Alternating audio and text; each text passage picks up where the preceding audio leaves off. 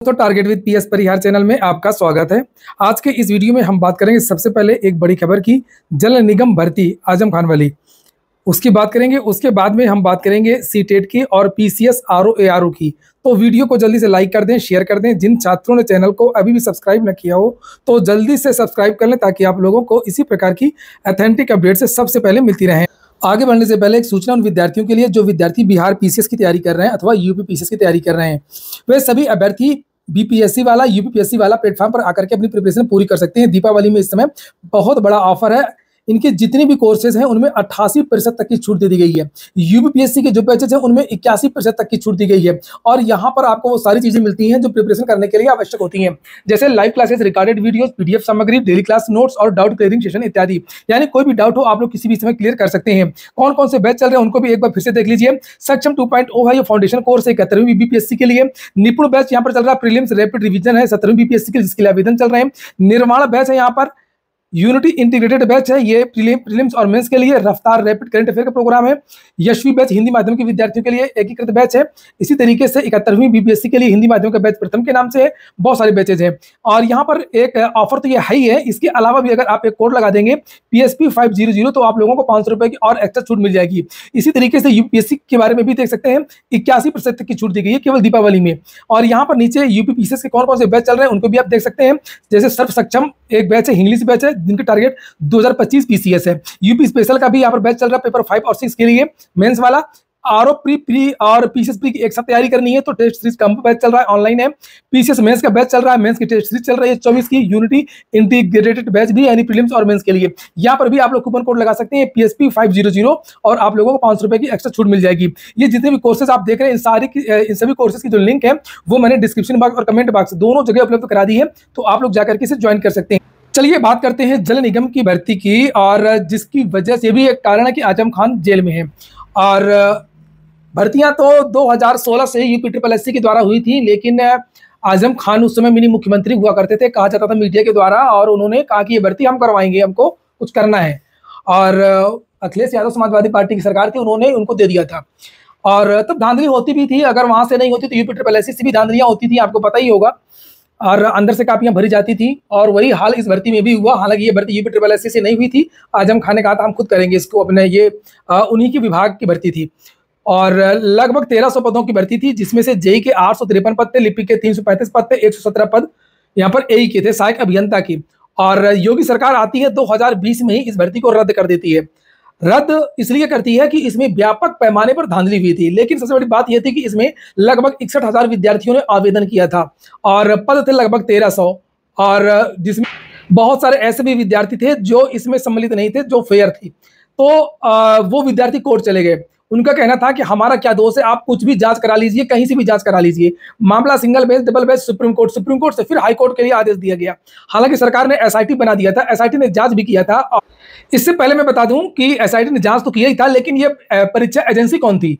परीक्षा एजेंसी थी messrs Aptech limited. बहुत बदनाम कंपनी है ये, सभी लोग जानते हैं एप्टेक के बारे में। और लिखा हुआ है कि जांच में पता चला कि सेवा प्रदाता कंपनी मेसर्स एप्टेक लिमिटेड ने बड़े पैमाने पर धांधली की है। जब सरकार ने एसआईटी बनाई उसके बाद में जब जांच करवाई तो ये पाया गया कि इसमें से 169 व्यक्ति ऐसे हैं जिनकी आंसर सीट में बदलाव किया है, एप्टेक ने किया है या करवाया गया है, जो भी है साफ साफ ये क्लियर हो गया। और इसी के आधार पर ये जो भर्ती है वो रद्द कर दी गई। लेकिन सबसे बड़ी बात यह है कि इसमें बहुत सारे ऐसे विद्यार्थी थे जो इसमें सम्मिलित नहीं थे, और कोर्ट ने कल एक ऑर्डर इन विद्यार्थियों के पक्ष में रिलीज कर दिया कि भर्ती रद्द नहीं होगी। 169 जिनकी आंसर सीट में हेर फेर हुई है, जिनके नंबर बढ़ाए गए हैं, उनको बाहर कर दिया जाए और बाकी के सभी विद्यार्थियों को नौकरी प्रदान की जाए।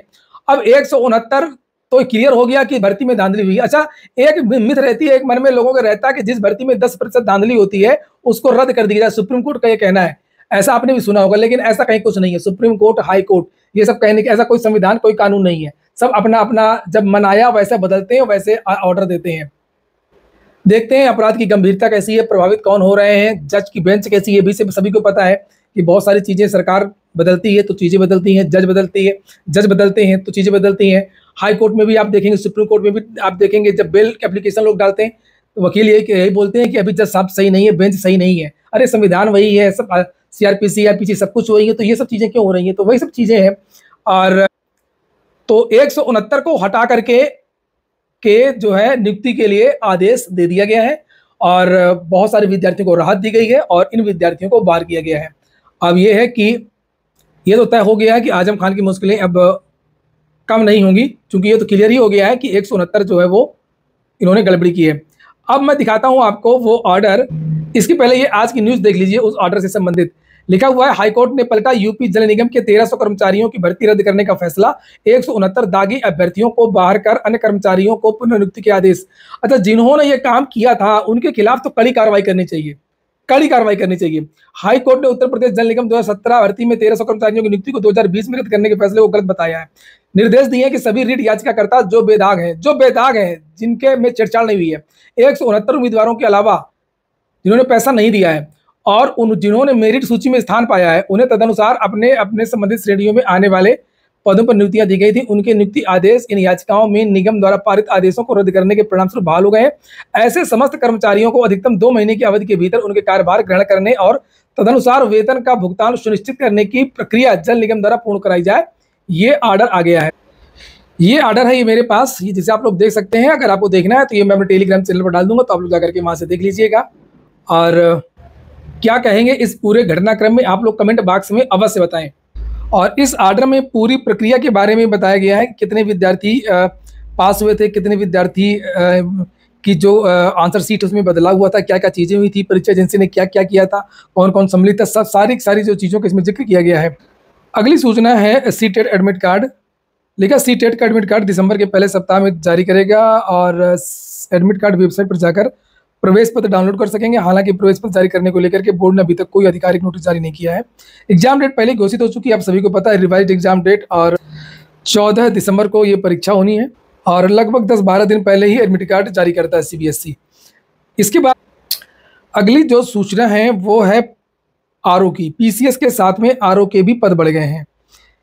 मैंने आप लोगों को जानकारी दी थी पिछले महीने कि पीसीएस में लगभग 1000 से ज़्यादा पद हो गए हैं और आरओ के बारे में भी जानकारी मिली है।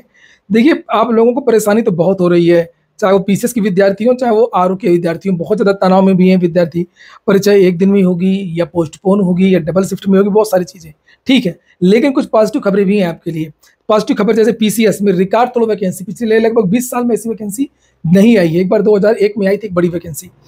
और इसी तरीके से इस बार आरओ में भी भले ही जो नोटिफिकेशन है वो 220 पदों के लिए 220 पदों के लिए पीसीएस का और आरओ का लगभग 400 पदों के लिए विज्ञापन जारी हुआ था। लेकिन जो जानकारी मुझे मिली है कि आरओ में भी पदों की जो संख्या वो बढ़ गई है। पदों की संख्या आरओ में लगभग 550 से ज़्यादा हो गई है।